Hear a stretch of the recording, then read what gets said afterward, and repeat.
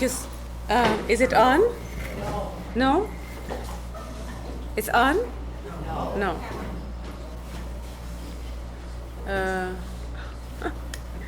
Is it on? Anybody knows how to make it work?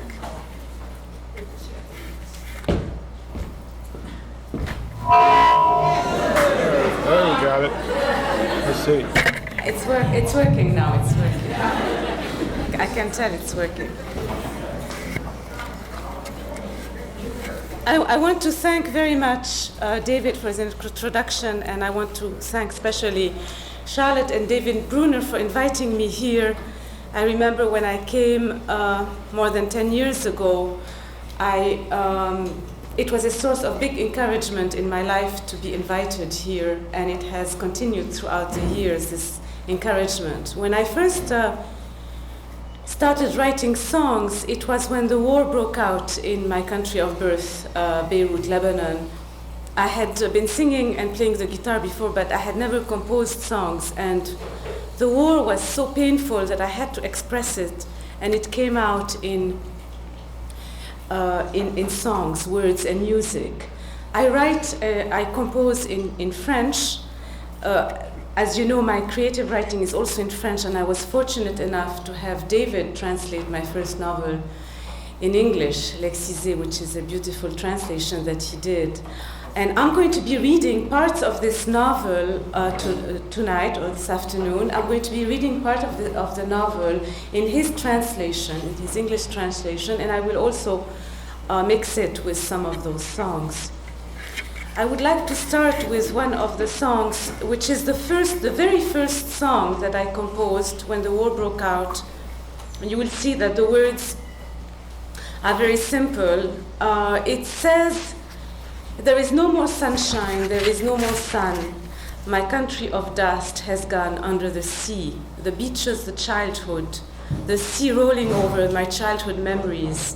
The house on the roof, my dreams and my joy. There is no more sunshine, there is no more sun. My country of birth, of dust, has gone under the sea. The olive, the laughter, and the bread partaken, the wine drunk in the evening, the hands that were intermingling, and all these old hopes, the vineyard, my aunt, and all these old comrades are gone forever. The balcony of happiness, shaven right from the sky, the orange, the cedar, the friend we were expecting to talk about tomorrow. The birds slaughtered in the early morning. There is no more sun, there is no more sunshine. My country of birth has gone under the sea."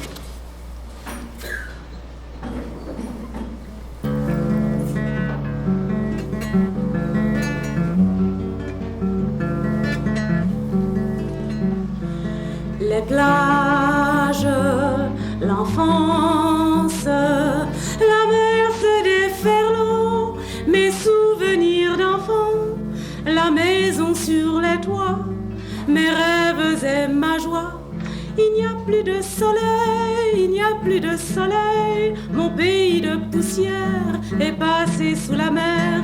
Il n'y a plus de soleil, il n'y a plus de soleil, mon pays de poussière est passé sous la mer.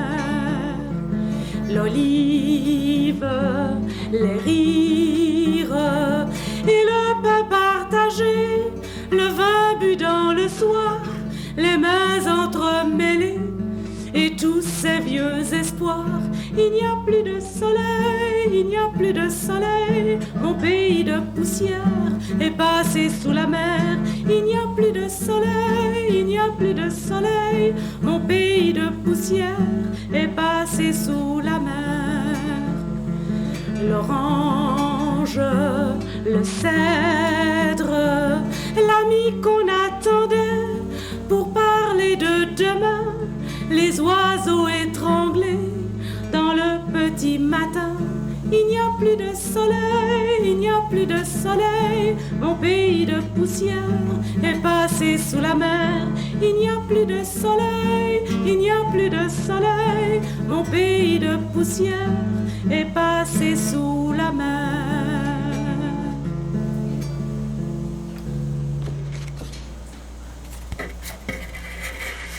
The summer has been hot, a summer of dust and madness. A summer of fury, humid as the tears of a child in pain, bitter as green hazelnut. Everywhere, armed bands have besieged Beirut, stirring hate, sowing fear, breaking trusts, crushing spirits. Barricades have risen on the streets themselves, under the same sky in that same city. Brother against brother, sister against sister, children drawn in the debacle.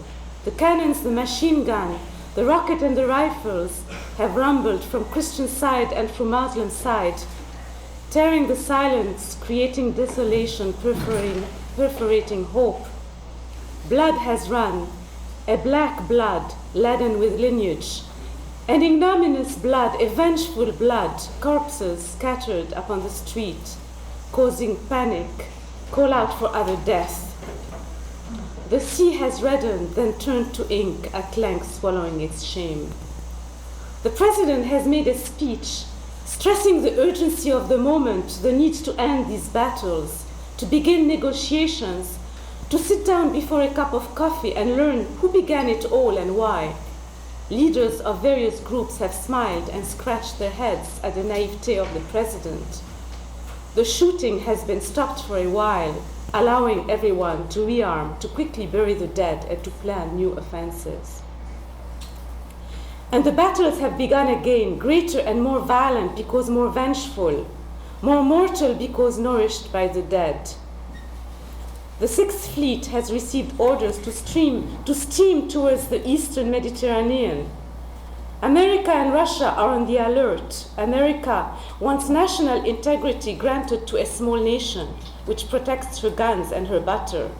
Russia is not content to have the Sixth Fleet at her doorsteps. She claims that America has no intention of safeguarding an integrity, but rather wants to question all integrities and to appropriate them to herself.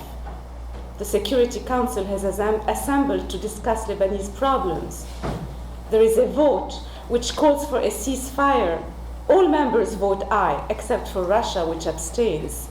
The leaders of the armed bands smile and scratch their heads. They will again have failed a cup of coffee and a discussion. They will again have had time to rearm and bury the dead. The second truth is followed by battles and terrible massacres, above all in the mountains. For years, the villagers have felt the storm coming, just as they feel whether rain will or will not come to water their fields, whether the wind from the desert will proclaim itself with withered flowers, a sick beast, a star that fails to shine on a summer night. Even the villagers themselves have learned to be distrustful, to arm themselves, to group together according to their denominations. The Lebanese villager is proud. He has a sense of honor, sharpened by centuries of resistance to whatever he does not want. He has it from centuries of withdrawal into the mountains, fleeing persecution, escaping domination. His sense of honor is translated unto the preservation of the virginity of his daughters and the respectability of his wives and the avenging of blood by blood.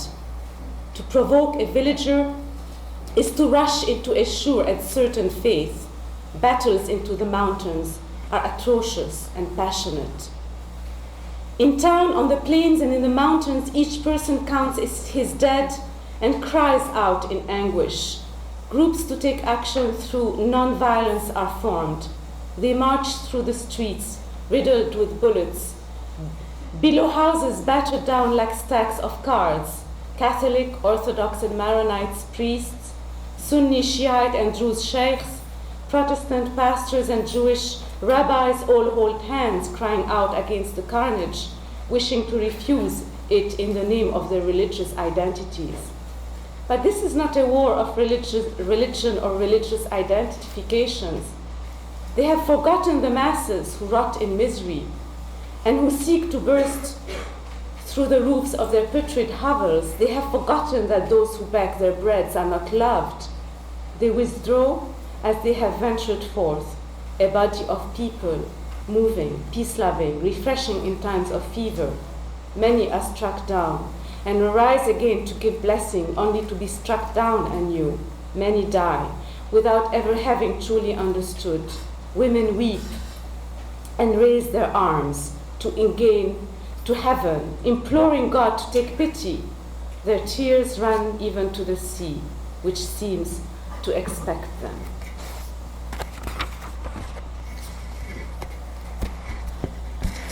I will sing now another song about this city of Beirut, the city of Tyre and of Beirut, a city going up in flames, burning, twisted with fear, encircled with wires. A blind child groping for the road of the river, his hands getting bruised on the thorns. And the woman is looking for a way out, and the woman is scratching with patience the stone that hits her. And the woman is holding in her arms a dead child.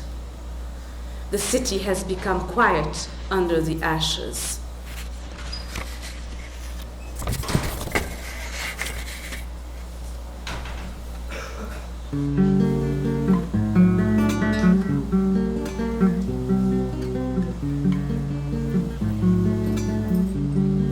La ville est en flammes, la ville brûle, tordue de peur et encerclée de barbelés. Un enfant aveugle cherche à tâtons la route du fleuve. Ses mains se meurtrissent au ronces, les étoiles se sont éteintes, consumées par les flammes de la haine. Et la femme cherche une issue, et la femme cherche une issue, et la femme gratte avec patience la pierre qui la frappe, et la femme serre dans ses bras un enfant mort, un enfant mort. La ville s'étue sous la cendre, la ville s'étue sous la cendre. Mais je crie pour les femmes cousues sous les tentes, mais je crie pour les femmes excisées dans les jardins, et je crie l'oiseau mort à la croisée des routes, et je pleure l'oiseau mort à la croisée des routes.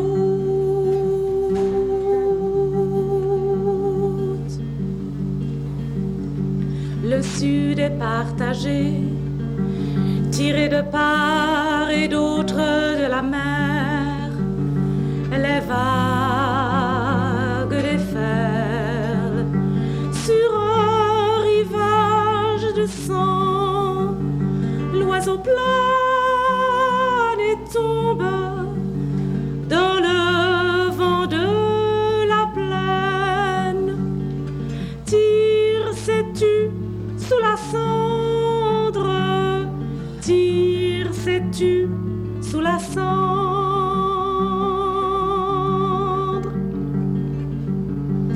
Et l'homme martèle la terre, et l'homme frappe son frère, et l'homme martèle la terre, et l'homme tue l'enfant. Le vent est chargé des poussières, de la folie et de la haine. Mais je crie pour la tendresse, et je crie pour l'amour. Mais je crie pour la tendresse, et je crie pour l'amour, et je pleure l'oiseau mort à la tombée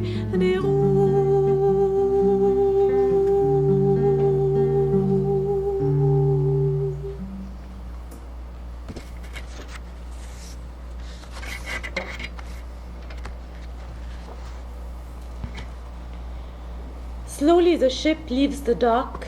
A humid breeze is blowing. E leans, elbows on handrail, gazing at the Lebanese mountains shining in the distance. What a beautiful land so ravaged by war. What name to give such hatred? What face to put upon the carnage? What bodies to recognize among the corpses? How could the natural hospitality and generosity of its citizens give birth to such monstrosities? The night is electric, and the waves seem to flash back an oily gold. The sound of the ships moving through the waves awakened in her a feeling of vitality which she thought she had lost. Perhaps peace will come after all. Perhaps the fires on the mountains will turn into torchlights. Perhaps the cannons will turn into flowers and birds. And perhaps the vines and the olive trees will pour out their wine and their oil to citizens eager to pardon, to forget, and to be reconciled with one another. She thinks of the end of the summer, when she will look upon that same sea, that same shore, those same mountains, united with him, going toward the same goal, bent upon its endless bounty. Will there then be more peace and hope in these mountains which now do nothing but rearm? Will someone or something succeed in piercing the mask of horror and bitterness which hide the true faces of the people of her country? Once again, she is seized by the feeling that she must begin with herself, so that that understanding may help her to understand others, to reach a solution. It is painful but essential to make her past revive, to recall that past and to learn from that past in order to move forward towards the light. She loves these boat trips. They give her an illusion of freedom. The ship cutting through the water, her hair free in the breeze, and all the people with whom she can speak and engage in conversations about their lives, which so little resemble her own. It is funny how everyone seems to speak of the same things: the latest film, the newest style, the latest recording, the latest song. Where is the war which has destroyed their lives up to the moment of boarding ship? They seem to have forgotten it, or perhaps never did experience it. Well hidden in their paneled and protected villas, often situated on mountain heights, inaccessible to combatants, they have looked upon the carnage from afar, going to some local club or cinema to forget their remorse. At Alexandria, new passengers come on board. She notices a young Egyptian woman with a sad expression and nervous gestures, smoking cigarette after cigarette. E is at once attracted by her independent demeanor, her mannerism of an emancipated woman mixed with a serious calm and soft expression, a combination which one rarely finds among Arab women. The young woman seems fearful. Often she looks behind her furtively with apprehension, as though she's being followed. She's like a hunted bird trying to fly off. She slips behind lifeboats, hides out in out-of-the-way corners of the ship, losing her concentration to the sea in contemplation which seems painful. How to meet this woman, this Egyptian? How to get into a conversation with her? One day, the Egyptian, who has noticed her also, offers her a cigarette. But he doesn't dare smoke it. If Papa and Mama should see her. But she holds it a long while between her fingers. It is a way to establish contact. There is a whole new world almost within her grasp, a forbidden garden of tempting and juicy fruits with a smooth and pungent pulp. It is the entrance into a world which will thrill her, open a road to knowledge and wisdom into which she will hurl herself breathlessly, trying to make up for lost time, trying to discover the reason for the emotions she has been unable to control. E dares to light up her first cigarette. She breathes in the bitter and strong odor which gives her a feeling of euphoria, which she will often thereafter try again to find. The ship cutting the water, her hair to the wind, the first cigarette, the sea air, a combination of freedom and exaltation which draws her closer to the Egyptian. The Egyptian asks questions. Where does E come from? Where is she going? Why is she so nervous when she smokes? Is she being watched? And while speaking, the Egyptian looks behind herself as if she's also being watched. She has a nervous tic which makes her eyes blink and gives her aspect of feverish intensity. She looks out across the sea as if to infinite horizon. E does not know why, but she opens herself to the Egyptian. She tells her of her life and her plans. She tells her of the war, of steel and of death. She tells her of camps, of starvation and of misery. She tells of the city stitched through with hatred and vengeance. She tells of her own family and their beliefs, of their faith in a transcendent salvation, and of the evangelical tent where every evening a crowd rushes together to forget its problem. E makes the Egyptian party to her doubts and fears and to her discovery of love. E speaks of P, of their plans, of the desert country to which they shall journey at the end of the summer to realize their dream of love, of peace, and of hope. But the woman begins to cry, at first softly, then harder and harder. Now her body shakes, shudders, and she sobs. E tries vainly to calm her, strokes her hair tenderly, questions. What has she said so frightening and anguishing? Is it the description of the war and the camps which so bothers her? The Egyptian turns towards E a hunted look, a face wet with bitter tears. E is seized with fright and helplessness in the presence of this distress bursting forth, this wound beginning to open, this show of bitterness, this pervasive pain. The Egyptian wipes away her tears and stiffens herself. She looks at E with intensity and in a voice hoarse and still trembling, cries out at her. Do not go with that man. Never go to that country where you think you are going to realize some dreams, where you think you can live and be free, where you think a woman is respected and can stand side by side with a man and go forward with equality and mutual respect. I am coming from there. I am fleeing from it. I hide because I am in fear of being pursued. I'm afraid that one of my brothers may have boarded this ship and will take me back by force or kill me and toss my body into the sea. It should be easy. Who would know? Besides, who would punish him? Since society approves such crimes and even encourages them. The Egyptian tosses her cigarette butt into the sea, sadly watching it disappear, snatched up by the waves. An omen, a mirror, a reflection, the echo of one soul in search of another soul, in search of communication, of understanding, of flight over the walls. Her eyes are fixed, her mouth shows against a bitter grimace, and her hands tremble. She turns again towards E, seems to hesitate to tell her something. She stares at her for a long while, then she speaks all at once, as though to free herself of a burden which she has been carrying since she boarded the ship. Do you know what they do to their women over there at the age of puberty or even before or before marriage, if inadvertently a woman has succeeded in avoiding the surveillance of the elder women? Do you know the suffering of the flesh itself?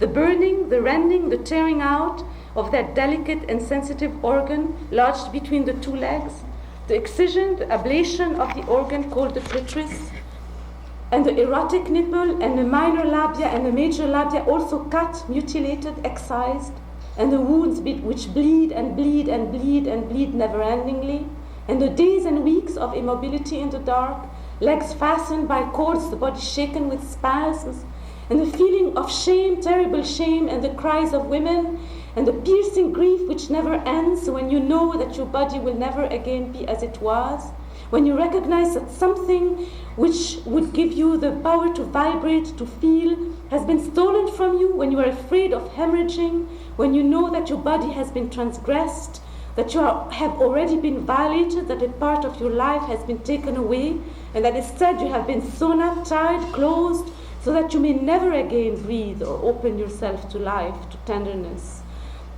to the freshness of a desert morning.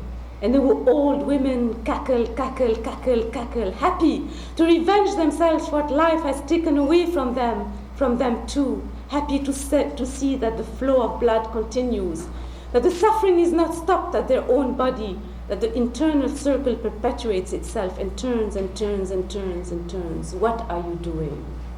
What you? Why don't you break that circle as I am doing?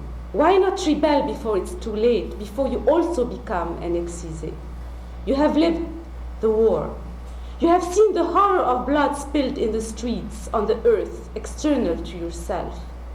But if you were to encounter the blood and the shame and the horrors which you have told me about, the mutilated bodies, the sex organs ripped away, the corpses violated, if you should encounter all that internally, in your own very own flesh, then what would you do?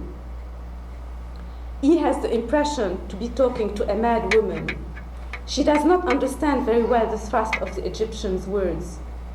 Sexuality has always been a taboo subject at home, and the young woman's description gives her a feeling which she cannot fully identify. She feels a sharp revulsion at new kinds of violence more cruel than those she has already known. Her sensibility has been exacerbated, and contradictory feelings are insinuated by the women's description. The Egyptian's expression has taken on a sinister color. Her face is pale as death. All her movements appear concentrated in the cigarette whose red tip burns with ash glowing purple and violet. Her body begins a nervous and spasmodic trembling, which she can't manage to control. She looks in every direction with fright. One might say a little bird caught in a great net, her large eyes, dark and sad, fix upon E, again for a long spell, with a wild and ravaged expression of a being who no longer knows where to go, nor to whom to turn.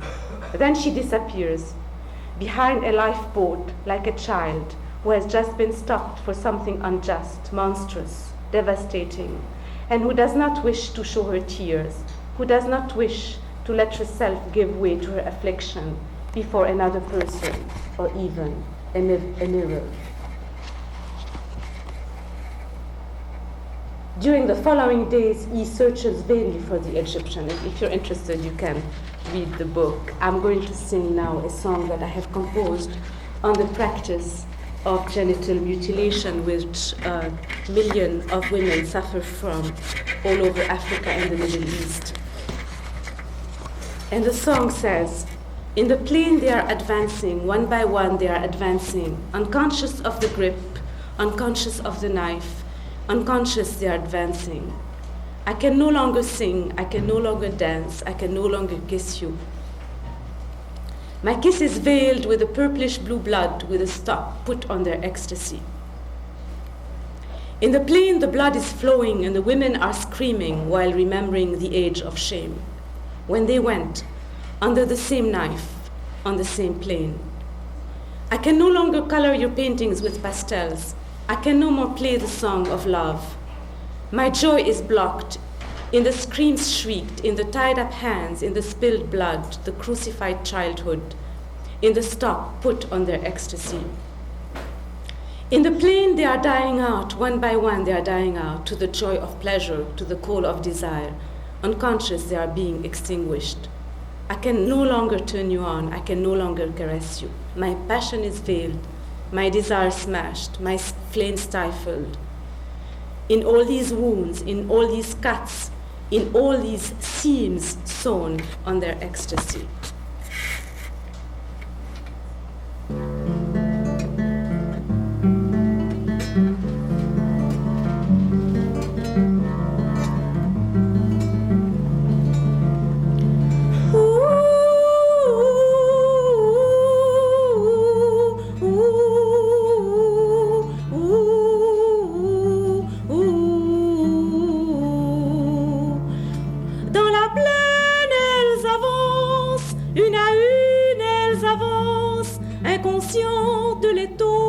inconscientes du couteau, inconscientes elles avancent.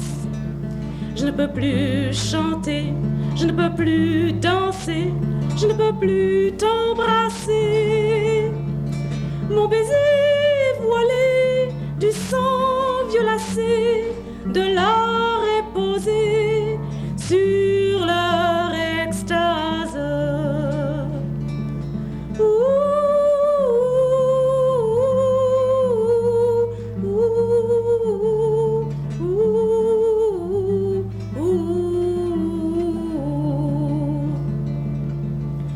Dans la plaine, le sang coule et les femmes crient en se souvenant de l'âge de la honte quand elles ont passé sous le même couteau dans la même plaine.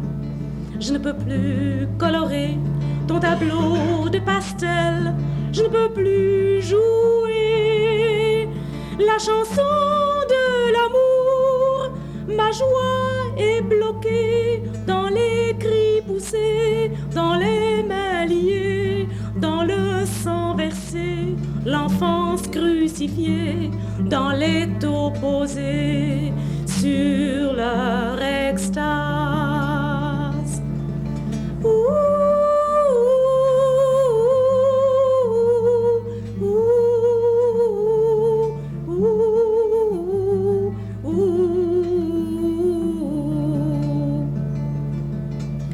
Dans la plaine, elles s'éteignent, une à une, elles s'éteignent, à la joie du plaisir, à l'appel du désir, inconsciente, elles s'éteignent.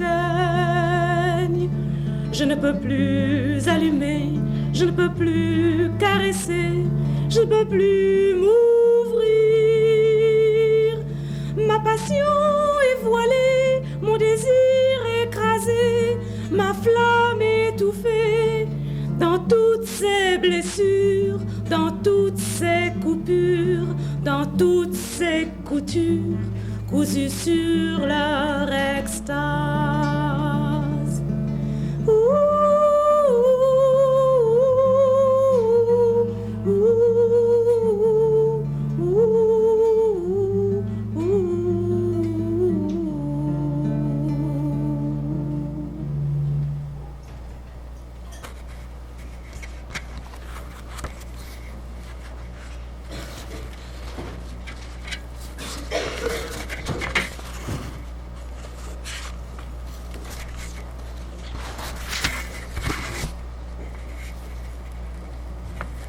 I would like to sing a song which is a continuation. Actually, I composed this song when my sister came to this country when the war broke out in Lebanon. She came to this country to study at the University of Illinois, where I am, and she was having problems writing her thesis. And I wrote this song which is more hopeful, and I think it's sort of a more hopeful note than what I have been reading to you, in the sense that at the end of the novel, E meets again the Egyptian woman who has been able to find love and a new life.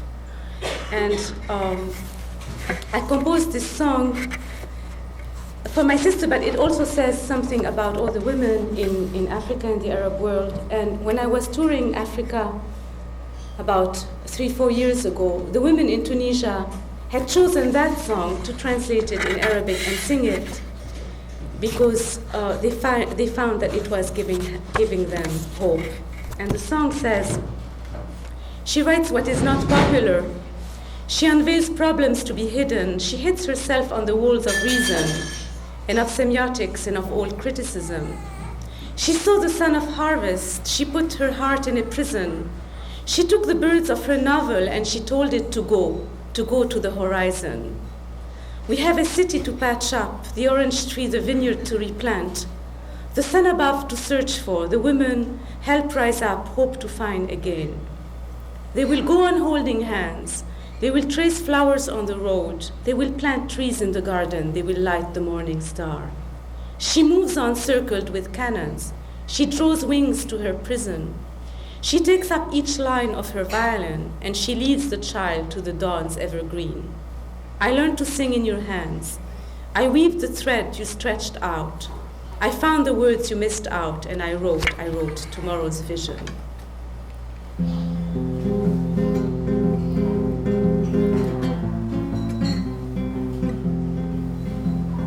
Elle écrit la popularité, elle soulève des problèmes à cacher, elle se heurte au mur de la raison et de la sémiotique et toute la critique.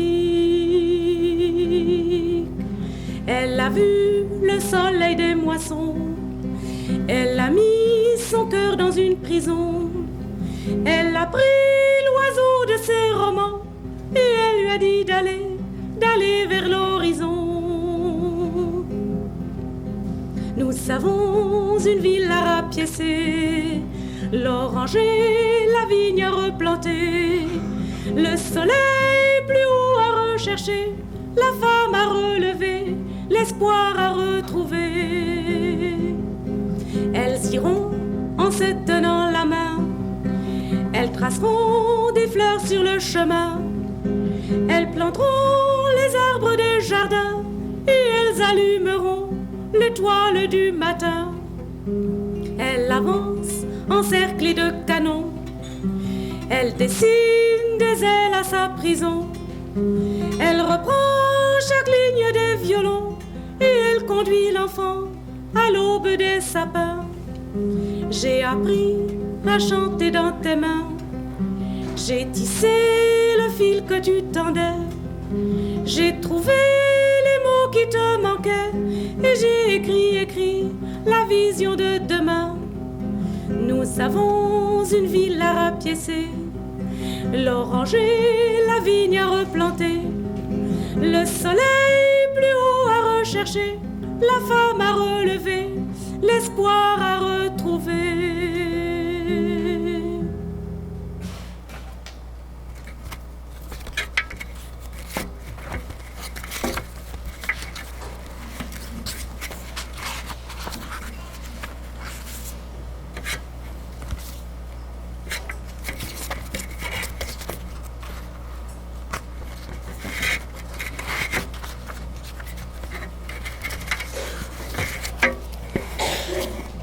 The ship, again another ship, slowly departs again the Lebanese shore.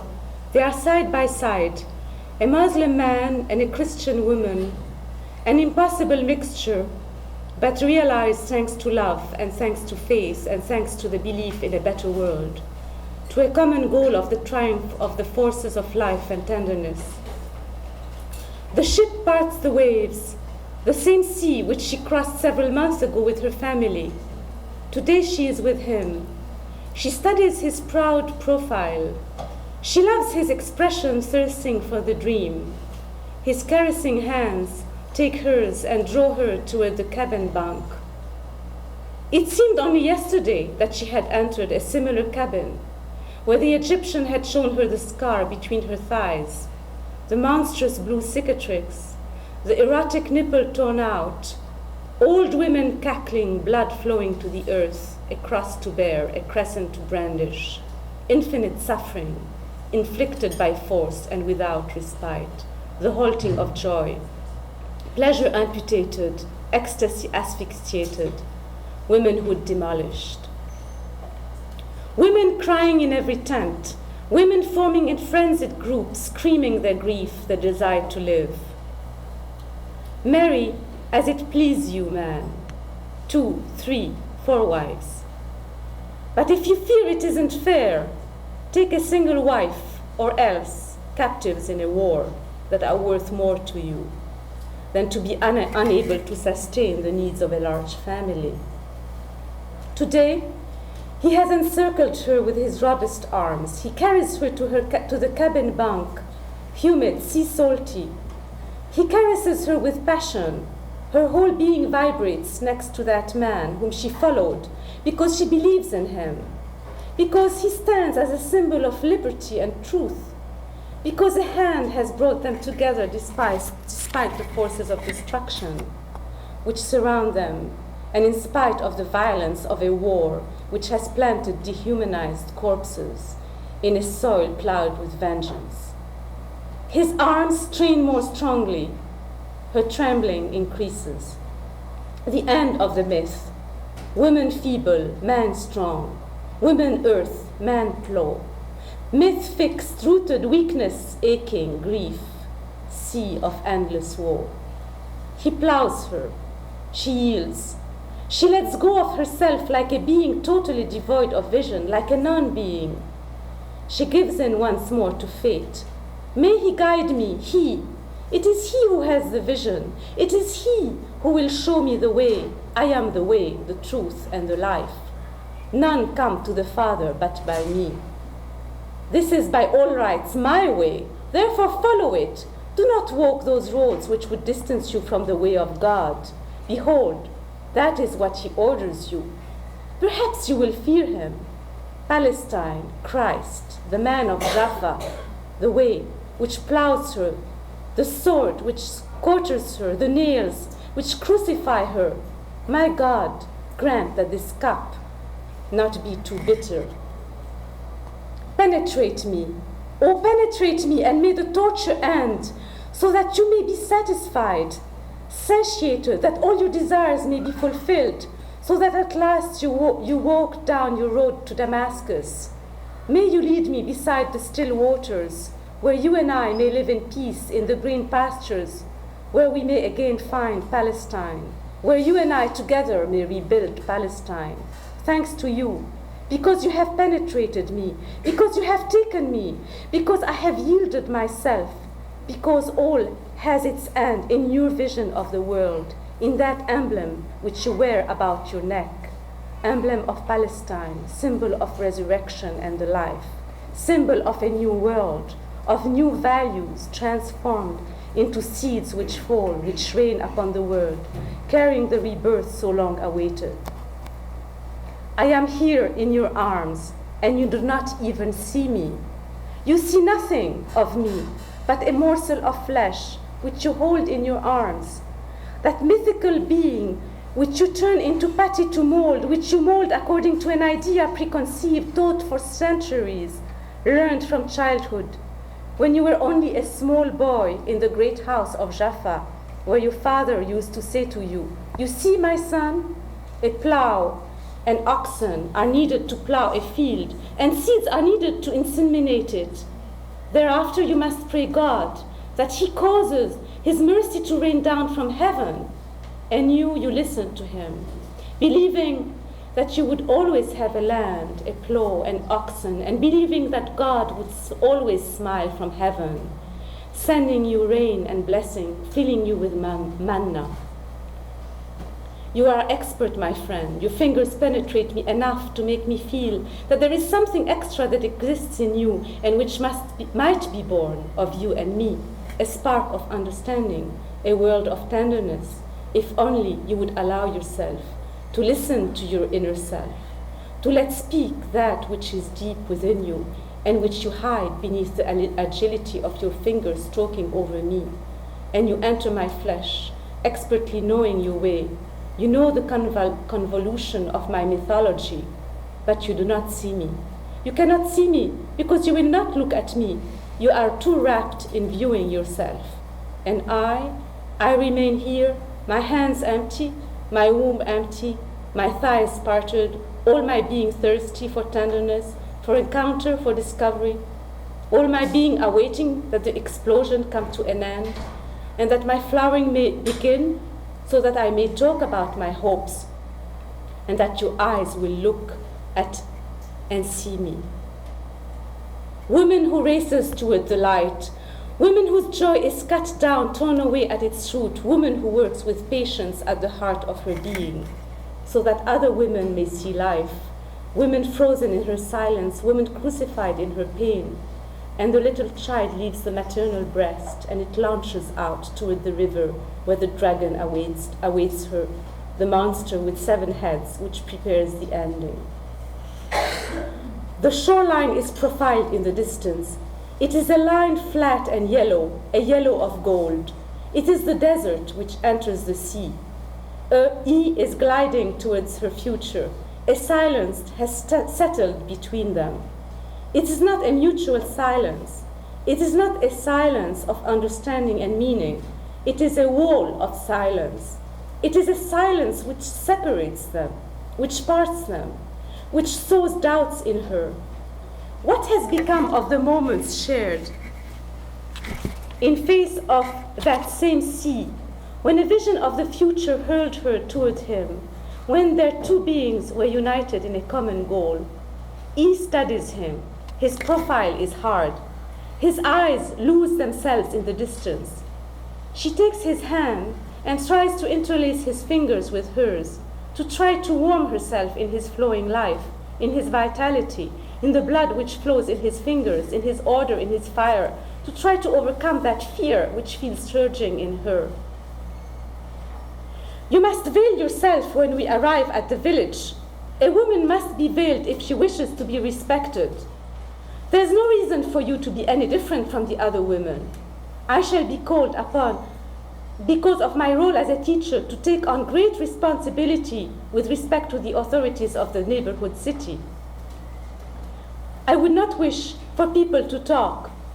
Even now, bringing a Christian woman with me will cause a scandal. He remains silent. She ought to speak, but she remains silent.